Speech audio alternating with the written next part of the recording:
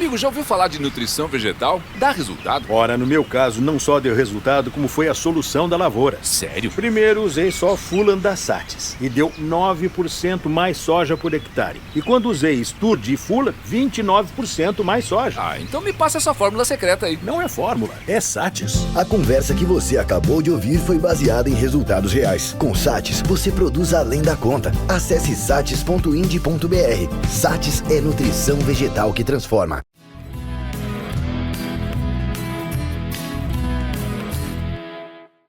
Olá para todos, sejam muito bem-vindos ao podcast Agrotalk. Sou Ângela Ruiz, jornalista e produtora de conteúdo agro. Você está comigo conectado ao podcast Agrotalk, o podcast agro da Climatempo. O agronegócio sempre foi um setor predominantemente masculino. Porém, a cada ano que passa, nós observamos que a participação das mulheres aumenta cada vez mais no mercado. Hoje, são muitos os investimentos em capacitação nas áreas de gestão e liderança para a mulher. No agronegócio, a ABAG apontou que as mulheres que atuam no agronegócio são responsáveis pela gestão de, no mínimo, 30% do segmento. Para falar um pouco sobre liderança feminina no mercado do agro e também sobre saúde animal, nossa convidada da semana no podcast Agrotalk é Sullivan Alves, conhecida como Sula, formada em zootecnia, é diretora técnica da Associação Brasileira de Proteína Animal, a BPA. Sula, seja muito bem-vinda aqui ao podcast Agrotalk, é um prazer te receber. Prazer é meu, Ângela, obrigada pelo convite, para a gente conversar um pouquinho aí, acho que é uma oportunidade super interessante de a gente estar juntos. Sula, olha só, nos últimos anos a gente está observando aqui as mulheres cada vez mais ganhando espaço no mercado do agronegócio, mas ainda são poucas as mulheres que estão à frente de cargos de liderança. Eu sei que esse é um caminho assim muito cheio de trabalho, dedicação e também um pouco de equilíbrio. Como que foi para você este caminho profissional? Conta um pouco para a gente da sua experiência até os dias de hoje. A gente tem alcançado aí mais espaços a cada dia, né, Ângela? E no meu caso, eu comecei com pesquisa, né, no trabalho. Mais especificamente pela associação, eu comecei justamente porque eu comecei a trabalhar com pesquisa na Exalc, na área de bem-estar animal. Na época, a associação estava já apostando, em 2008, já estava apostando na temática, então a minha entrada para as discussões do âmbito de associação foi em função da pesquisa na área de bem-estar animal. Daí, então, eu comecei a participar dos fóruns de discussão, até ter uma oportunidade na associação, onde comecei a integrar o time da ABEF, a Associação Brasileira de Exportadores de Frangos. E aí foi minha trajetória dentro do ambiente institucional, né, de associação. Sula, vamos falar um pouco do seu trabalho à frente da ABPA. A Associação Brasileira de Proteína Animal é a organização institucional nacional da avicultura e da suinocultura do Brasil. Eu vi que vocês têm como missão representar os setores em fóruns nacionais e internacionais, zelando pela qualidade, a sanidade e sustentabilidade dos produtos, promovendo, então, a integração de toda a cadeia produtiva. Ano passado, com esse estouro da pandemia, o mercado ficou bastante agitado. Como que a BPA está enxergando atualmente a expansão do setor neste momento? Há perspectivas futuras boas? Novas oportunidades de mercado estão surgindo hoje para o país? A gente teve um momento da pandemia, um momento de um baque, né, para todo mundo, uma situação que a gente nunca tinha vivido antes.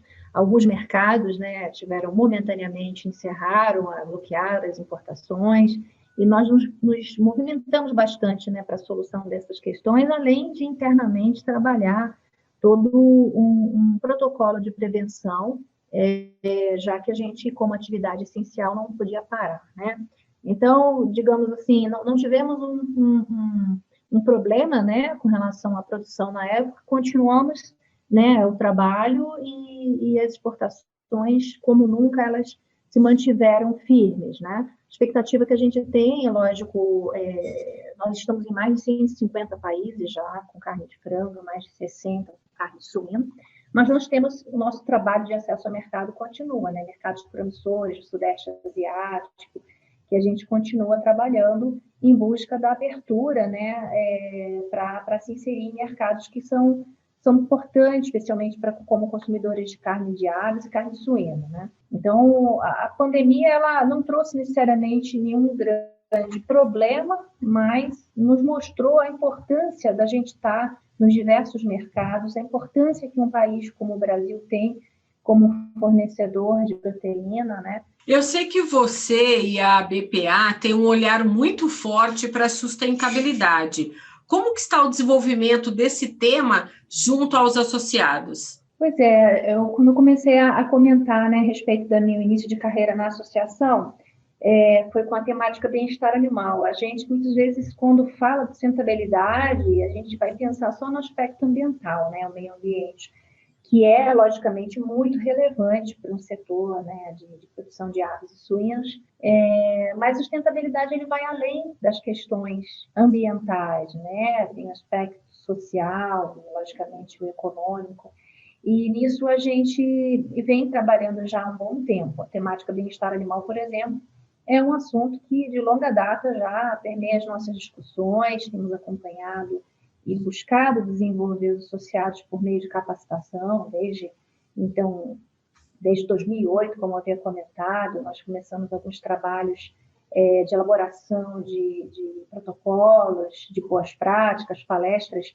junto aos produtores integrados, palestras também, treinamentos nos abatedouros sobre o abate humanitário.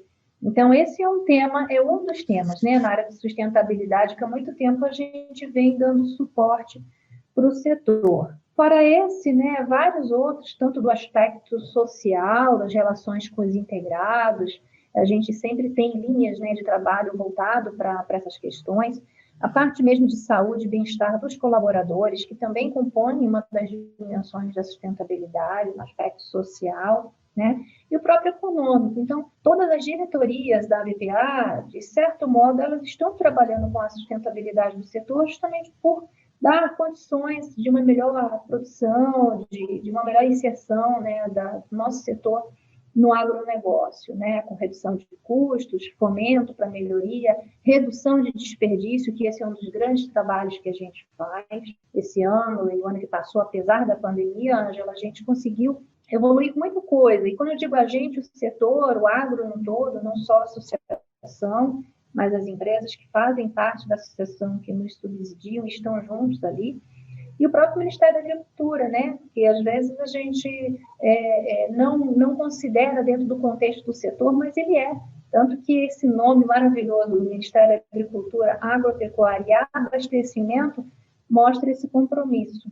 A revisão de atos normativos que tem feito com que haja uma eficiência maior, uma definição maior também das responsabilidades, como a gente viu na última ação do RISPOA, nos deu condições de trabalhar em aspectos que hoje aumentam, de certo modo, a responsabilidade das indústrias, mas demonstram ali o papel de cada um. A questão das condenações, por exemplo, que a gente viu um avanço em termos de discussão de regulamento no último ano, que reduzem problemas de desperdício, que também está relacionado à sustentabilidade. Então, muitas vezes, a gente está trabalhando com a sustentabilidade sem dar um nome para aquilo, né? A questão é como enquadrar, como organizar, como ver que isso que eu estou fazendo também é uma questão que vai dar sustentabilidade para o setor.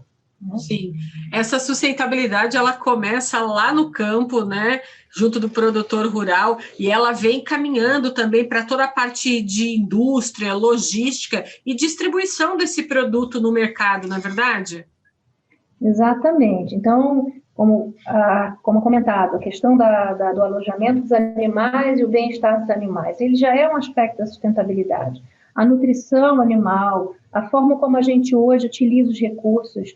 A gente sempre tem ouvido hoje em dia, nas discussões acerca de sustentabilidade, especialmente em outros países, falar, consuma seus produtos locais. Isso não quer dizer que seja sustentável. Ser sustentável é consumir produtos que são produzidos dentro de um ambiente em que se tem a não para isso, né? Então, por que o Brasil hoje é um grande produtor e exportador de proteínas de aves e suínos? Porque nós estamos numa região, né, que propicia a produção de grãos, que, por sua vez, dá melhores condições de se produzir animais cujo custo de produção maior está na alimentação animal, né? E a gente vem ali do campo, né, desde as condições que a gente tem da nossa organização da indústria, um sistema integrado, de forma verticalizada, em que tudo é feito, né, dentro de um próprio sistema, com uma grande condição de rastreabilidade, de controle, que dá melhores condições de um controle sanitário. E esse controle sanitário também nos dá condições, além de produzir, né, de maneira mais eficiente, e estar em diversos mercados. Então, hoje a gente atende aí mais de 150 países com carne de frango, por exemplo, isso graças à nossa excelência de produção. Isso também é ser sustentável, é poder ter uma variedade de mercados. Nós trabalhamos com um atendimento de requisitos culturais e religiosos diversos, então a gente não desperdiça nada da nossa cadeia. Para cada mercado que a gente atende, a gente pode estar nesse mercado, a gente tem um mix de produtos que são demandados. Então, tudo é muito bem regulado, muito bem organizado, e isso também é ser sustentável. É você saber adequar, é você agregar valor aos produtos. Aqui no Brasil, por exemplo, o pé de frango, ele não é um produto desejável, né? Assim, a maioria dos consumidores não tem apreço por essa parte, esse corte. Já na China, é um dos produtos mais valorizados. Então, isso também, você dá um caráter sustentável, você está agregando valor, porque você alcança um mercado que valoriza um produto, né, que seria aqui possivelmente dado para alimentação animal ou mal utilizado. Então, essa variedade de atendimento de mercados confere um caráter sustentável para o Brasil. Isso começa lá no campo, porque se, por exemplo, eu tenho toda uma orientação de boas práticas de manejo no campo, para o bem-estar dos animais, para melhores condições no ambiente de criação, eu tenho melhores condições, por exemplo, de condições de qualidade de pés. As qualidades dos pés que daqui vão passar para o mercado lá na China com uma valorização maior. Então, é tudo muito bem integrado, né? Essa nossa cadeia se conversa muito. Isso é muito bacana. Não é o Brasil, a gente não é um país, por exemplo, que coloca suas sobras nos demais mercados. Nós atendemos os diversos mercados com excelência e qualidade. Personalização. Sim. Exato, e é personalizado. Olha, o que esse mercado prefere é isso, a gente tem esse produto para cá, a gente tem o estilo que o Japão, os tipos de corte que o Japão consome, a gente tem o peito que vai para a Europa, a gente tem uma diversificação muito grande, e tudo isso é por conta justamente desse ajuste, desses mix de produtos e da forma como a gente produz e como que a gente se organiza para isso.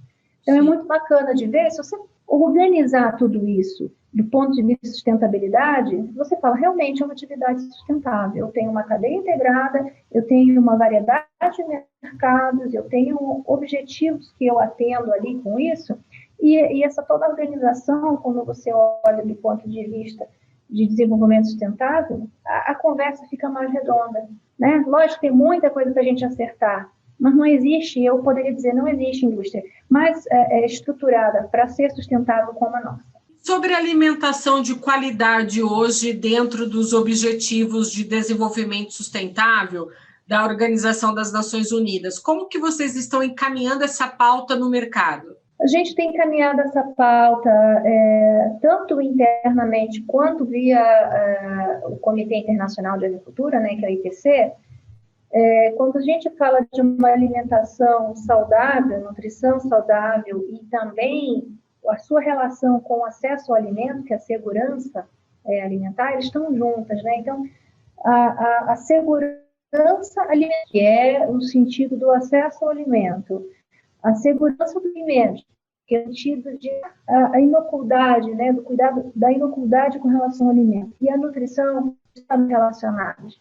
Nosso papel como um provedor de alimentos, ele está dentro dessa tríade, né? Sustentabilidade em termos de saudabilidade de acesso ao alimento. Então, a gente trabalha muito lembrando a todos a relevância e o papel da carne de frango, por exemplo, e também ovos e suínos, para a alimentação, como poderia dizer assim, para se acabar com a fome, porque você tem proteínas de alto valor sendo acessíveis, né, uma das proteínas mais acessíveis, com uma preocupação também para as questões de nutrição, né? Então, nossa bandeira, que tem sido o trabalho, é que não haja bordas, não haja fronteiras para os alimentos.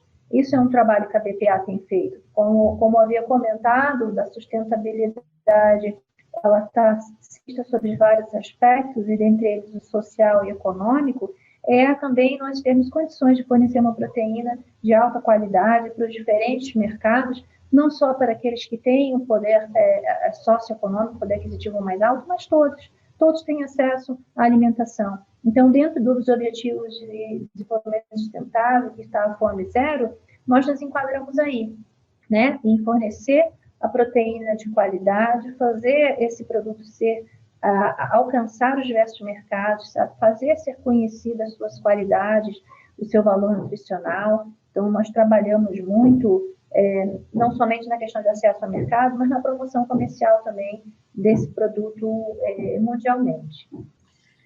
Sula, então eu imagino que a gente pode, né, afirmar que o frango e o suíno, eles são alimentos hoje que estão na mesa do consumidor brasileiro e do consumidor mundial, né? E esse alimento faz parte de um trabalho bastante minucioso da cadeia e também com elevado padrão tecnológico. Exatamente. Então, acho que é uma coisa assim, muito satisfatória pensar um produtor que ele está ali em sua granja produzindo seus animais, sejam aves, suínos, né, que a gente está aqui no foco dessas espécies, pensar que esse produto, esse animal vai se tornar alimento para famílias em mais de 150 países, com produtos, seja in natura ou mais para frente industrializados. O que aquilo se transforma? O que o trabalho das mãos desse produtor aqui, qual é o papel dele na sociedade em geral, para além daquele circuito em que ele ali vive no dia a dia, mas para fora dessas fronteiras. É um trabalho bonito, uma reafirmação de um compromisso que a gente tem e a gente mantém, né? E sim, muita tecnologia, né? Se hoje a gente tem o espaço que tem no mercado internacional, no próprio mercado nacional, né, que a maioria da nossa produção fica aqui, em função de um desenvolvimento tecnológico, né?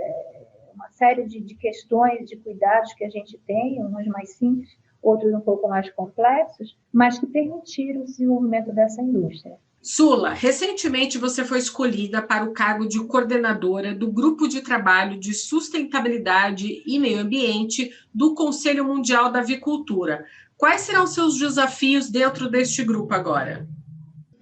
O desafio que a gente tem de alinhar, né, e discutir com países diversos, né?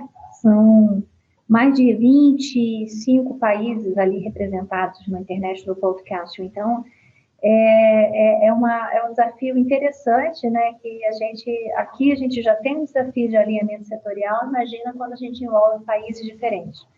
Mas isso tudo é feito de uma forma muito tranquila, pacífica, até porque ali no IPC, né, é um conselho voltado para os interesses comuns da agricultura mundial. Então, falamos, de certo modo, a mesma língua que a gente fala também pelo interesse da agricultura.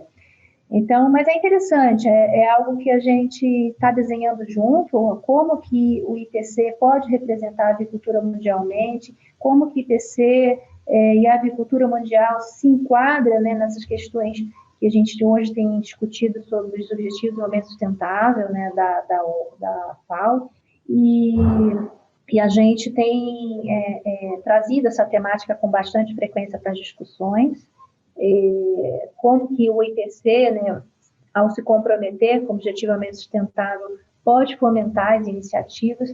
Então, são pautas que a gente tem tratado com bastante envolvimento, né, dos associados, a maioria associação, assim como a BPA é uma associação, algumas empresas também, e nos organizando, né, justamente para fomentar essas discussões. É claro que, como organização internacional, a gente não consegue, né, tem os seus limites para respeitar as limitações de acesso àquilo que uma associação pode fazer, mas é uma discussão bastante interessante. Eu sei que você faz um trabalho com o seu time dentro da BPA muito importante. Eu sei que você também participa de diversos grupos de mulheres pelo país, né, com um objetivo comum de contribuir para esse crescimento da agricultura brasileira. Diante dessa posição, dessa influência que você também tem com as mulheres, por participar de grupos líderes do agro, você observa assim, uma atuada crescente hoje das produtoras chegando ao mercado para construir um ideal e uma equipe também, construir junto uma equipe de liderança e gestão dessas mulheres dentro do agronegócio para aprender também a gerir o seu próprio negócio no campo, ou até mesmo aí formar equipes dentro das empresas onde elas trabalham para ajudar a avançar com esse crescimento do agronegócio? Tem visto algumas iniciativas bastante interessantes de reforço, né, a esse trabalho de inserção da mulher, algo muito natural, eu vejo uma forma muito natural, como em qualquer negócio, né, no agro, como em qualquer negócio, mas é um trabalho focado da valorização da mulher para justamente conquistar um espaço que antes não se via, mas ainda no agro, né? Mas é interessante como a gente vê isso, pelo menos nos nossos setores, de uma forma muito natural. A gente tem, apesar de ainda termos um número não muito expressivo, né, a gente gostaria de ver mais mulheres à frente da liderança de certas iniciativas, quando existem, né, essas situações de mulheres à frente da liderança, é algo que é muito natural. A gente vê, por exemplo, nós temos uma ministra da Agricultura. Não existe uma questão assim, porque ela é mulher. Ela é a ministra, ela é a pessoa que está à frente e está fazendo um trabalho de excelência. Temos uma diretora do departamento de inspeção também. É um trabalho normal. Eu não percebo e não vejo uma questão, ela é uma mulher. Não existe essas questões assim sendo colocadas. A questão é o trabalho em si, ele está sendo realizado. E é lógico que em alguns momentos a gente para pensar nisso. E é lógico que, como toda causa, como a gente vê quando tem minorias, existe necessidade de se explorar essas questões.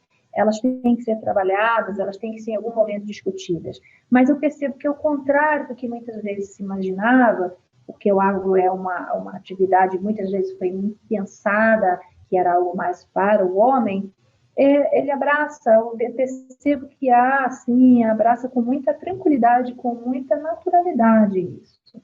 Então, aos poucos, eu acho que a própria mulher tem percebido esse espaço, tem buscado também se impor nesses espaços e com profissionalismo, né? Que acho que quanto mais tecnificação e mais profissionalismo a gente precisa em uma atividade, mais a gente tem espaço para pessoas que pensam dessa forma, que pensam que os seus limites estão no conhecimento, não no seu gênero. Né? Sim.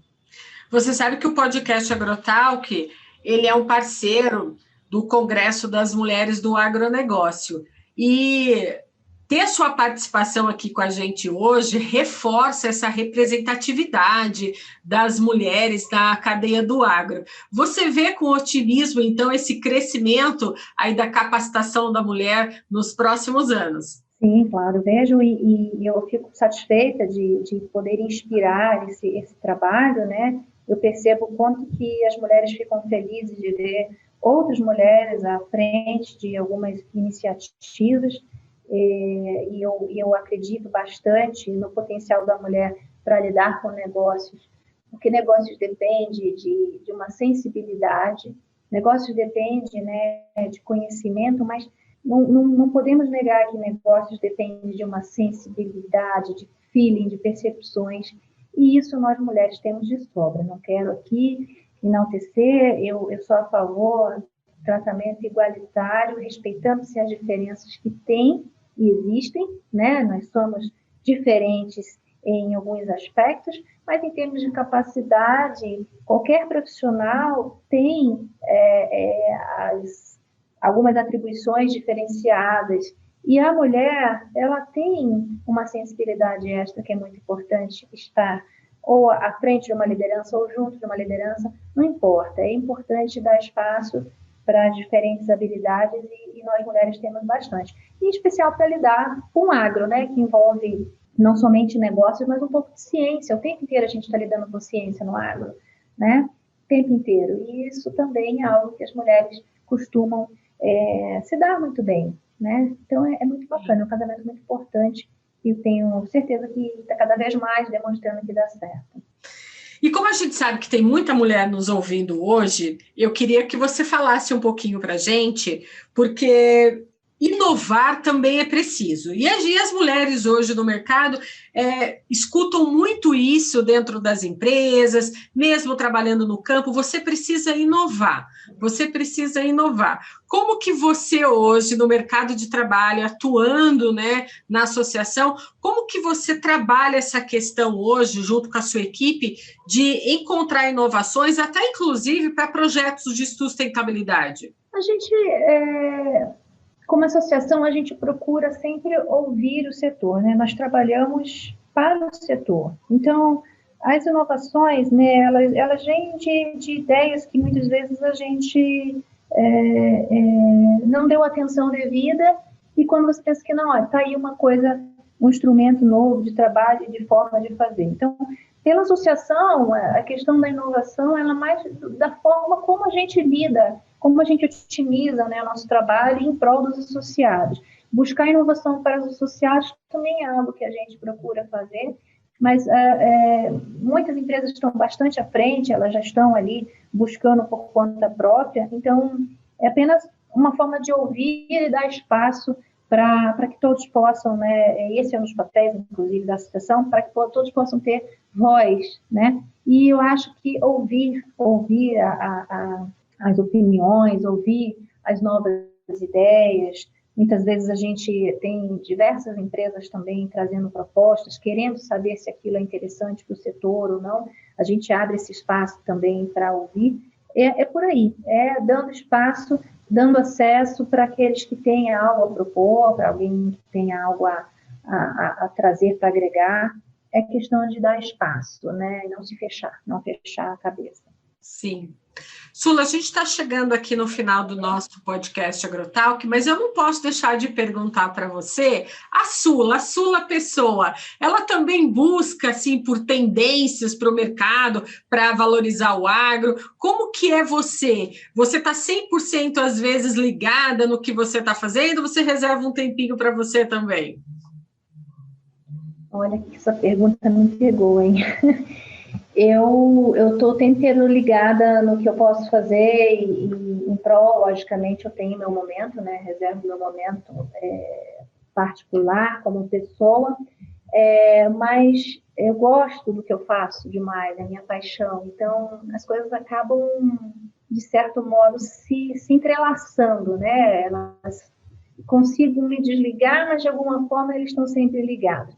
No meu dia a dia, eu estou o tempo inteiro conectada, falando com pessoas. Os rumos dependem de uma percepção sobre o setor, dessa sensibilidade que a gente falou. Então, eu estou o tempo inteiro ouvindo pessoas diversas, o tempo inteiro ouvindo opiniões. Eu não faço nada da minha cabeça. A associação ela tem que trabalhar o bom senso dentro daquilo que a gente procura ter de senso comum. E, para isso, a gente precisa o tempo inteiro estar conectado, estar falando. Então, a pandemia, por exemplo, trouxe essa dificuldade toda da gente estar presente, mas, por outro lado, aumentou a disponibilidade das pessoas em estarem conectadas por outros meios, o que nos facilitou bastante como uma situação. Então, nossas reuniões hoje têm uma quantidade maior de pessoas, né? O que antes a gente tinha presencialmente uma sala cheia com 35 pessoas, hoje a gente tem uma sala virtual com 70, 80 pessoas, eventos com muito mais pessoas presentes, e da mesma forma as conversas no dia a dia. Eu ouço diversas pessoas, tanto os técnicos das empresas, academia, pessoas relacionadas, né, nas relações com o governo. Eu quero e preciso ouvir pontos de vista diferentes, para aí sim usar aquele feeling que eu comentei, né, a respeito do que realmente usar o bom senso, trabalhar dentro do que é o aspecto legal e aí seguir. E a Sula, como pessoa, ela acaba não sendo muito diferente disso, né? Eu acabo, então, buscando essa conexão o tempo inteiro. Lógico que eu preciso desse descanso, dessa pausa.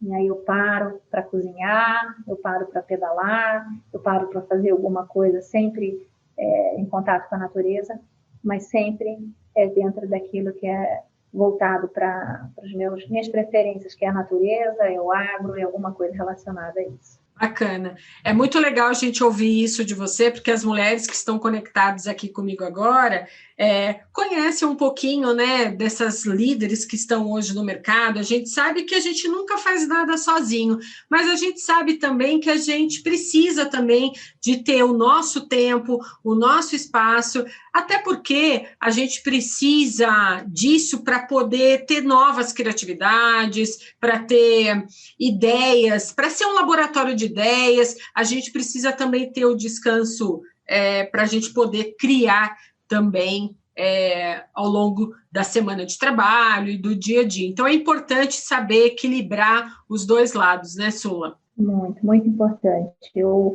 costumo dizer, né, antigamente soava bonito você dizer workaholic, né? Hoje eu digo para você que eu acho totalmente cafona.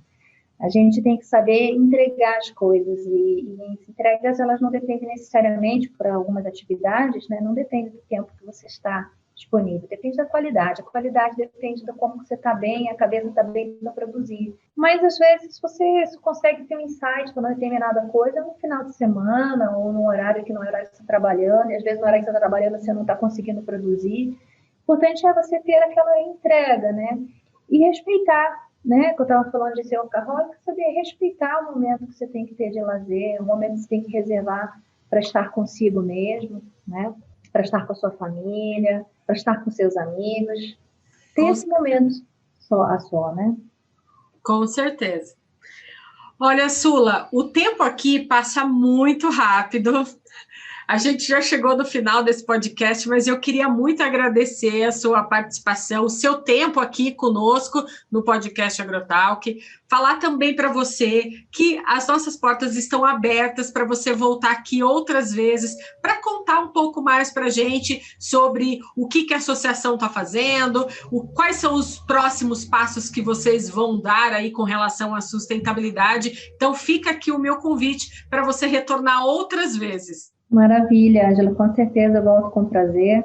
É super bacana, né, a gente conversar sobre o nosso trabalho, ter essa oportunidade, imaginar que isso também possa inspirar outras pessoas, né, não só mulheres quanto homens também. A gente está falando de profissionais, de profissão, de trabalho, de paixão pelo que faz, né?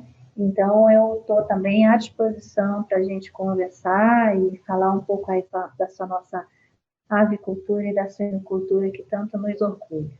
Muito obrigada e olha, muito sucesso aí nesse novo caminho aí que você tem aí para traçar junto à sustentabilidade, junto com a associação, e que venham aí bons motivos para a gente ficar mais orgulhoso do agro brasileiro com relação à sustentabilidade, porque a gente confia muito nesse crescimento do agro.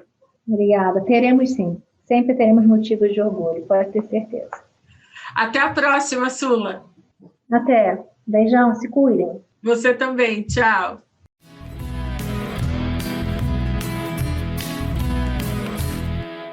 Amigo, já ouviu falar de nutrição vegetal? Dá resultado? Ora, no meu caso, não só deu resultado, como foi a solução da lavoura. Sério? Primeiro, usei só Fulan da Sates e deu 9% mais soja por hectare. E quando usei Sturge e Fulan, 29% mais soja. Ah, então me passa essa fórmula secreta aí. Não é fórmula, é Sates. A conversa que você acabou de ouvir foi baseada em resultados reais. Com Sates, você produz além da conta. Acesse sates.ind.br. Sates é nutrição vegetal que transforma.